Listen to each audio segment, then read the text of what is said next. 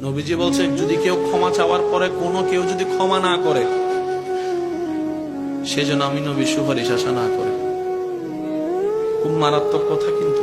সেজন্য নবীজি বলছেন, হে আমার উম্মত, যা জামিলা হয়েছে, যার সাথে হয়েছে, তুমি ক্ষমা করে দাও, তুমি ক্ষমা করে দাও। সে ক্ষমা চাক না চাক, তুমি মাফ করে দাও।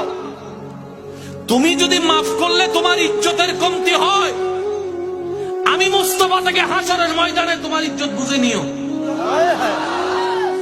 বিশ্বাস করেন, প্রতিশোধের যতটুকু শান্তি, তার চাইতে বড় শান্তি হচ্ছে মাফ করে দেওয়া।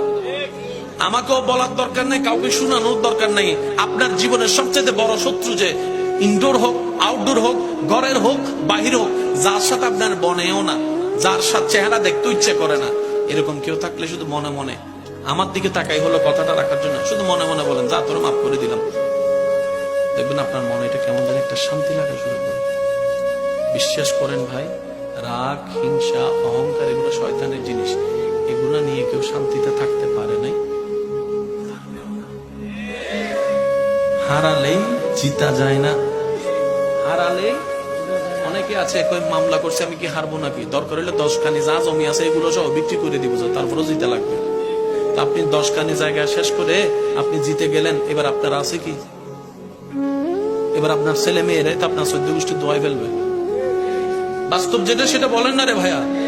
তো সেজন্য আল্লাহর ওয়াস্তে নবীর সুন্নত হচ্ছে জীবনের শান্তিতে থাকার সবচেয়ে গুড ওয়ে। আল্লাহ পাক আমাদের সবাইকে বুঝাতে